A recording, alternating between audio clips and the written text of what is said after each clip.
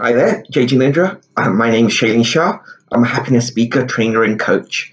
A bit about my background and career. So prior to being a happiness speaker, trainer, and coach, I worked in finance technology in the investment banking side and worked in technology, so IT, for a number of years. Other parts of my background are that I have a strong interest for more than 25 years, since my early 20s, in personal development, science of happiness, and spirituality.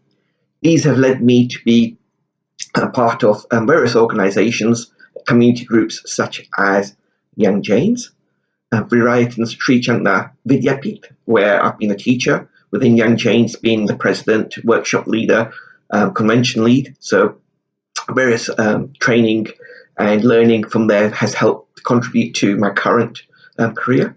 And been involved with Oshwal and other organizations too, on helping to volunteer and speak at events and help organize things. So that is part of my background and career.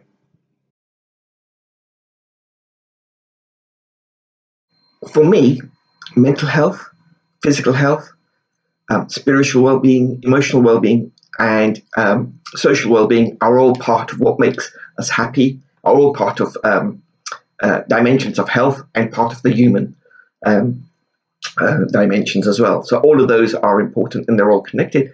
Mental health in particular, I've had experience of experiencing work-related stress and mild depression, and had a long-term interest in learning about the brain and how things, how we learn and how the brain works.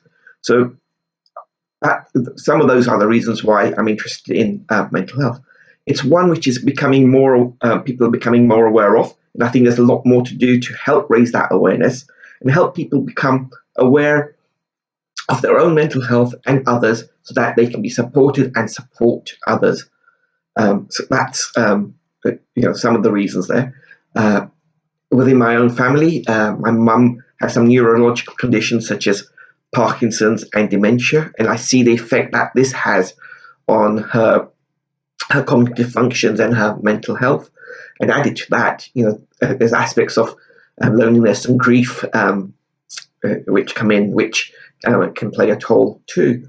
So all of these things can lead to us feeling anxiety, depression, loneliness, and not feeling happy and joyful. So what I am keen on doing is helping to raise that awareness. Let us be aware of what we're feeling and help share awareness on it, tools and techniques which can help us be happier and help improve all of our well-being, including mental health well-being.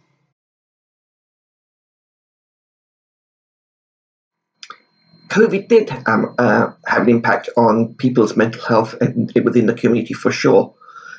It amplified many of the things which are already out there, such as fear, resistance to change, uncertainty, and also exacerbated our disconnection with each other, and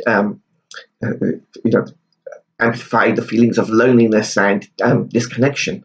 So these were some of the things which COVID and the pandemic did through its lockdowns and the various restrictions which were put into place.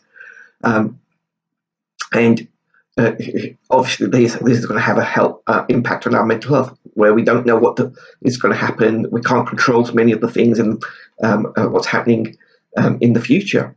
So lots of fear, lots of uncertainty, and also even grief when we had so many people passing away and we weren't able to grieve collectively as we often would because of the various restrictions, and we weren't able to meet each other and have that sense of connection, which is so important for our health and well-being, and talk with people and spend time and socialize. So all of these things definitely did have an impact on mental health. Some of the positives that did come through were they highlighted some of the things which were important to us, how we spend our time, who we spend our time with, and our health and so forth. So people have made various changes in doing those things. They highlighted how we've sometimes been very busy on doing things which weren't necessarily important to us, and allowed us to connect and do things which make us happy, as well as experiment with new things, such as cooking or learning something. It allowed us to connect via technology. So there were a lot more opportunities to connect via Zoom, which weren't there before, and that helped many.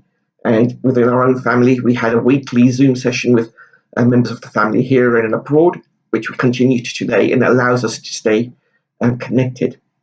So that it was some of the benefits, and also helping people prioritize the things which were important to them.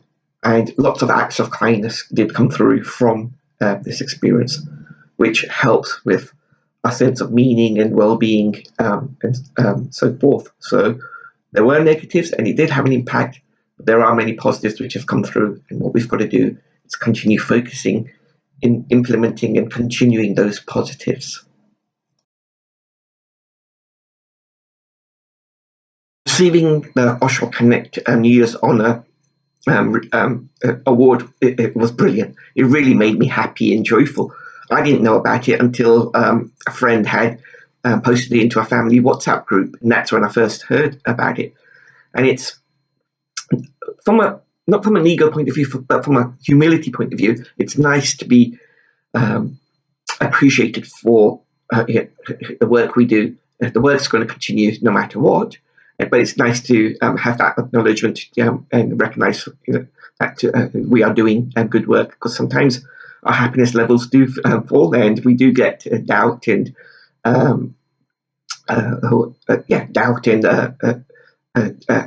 lack of motivation, and these things being recognised and being appreciated and sharing gratitude help us keep doing the work we do. So that's brilliant, and it's wonderful to be with so many other wonderful people this year and last year who've been awarded this, recognised for their various passions and talents and abilities. So thank you for the award. Thank you to the nominees who've nominated me, and Oshwal Connect, keep doing this. It's a wonderful service that you are doing.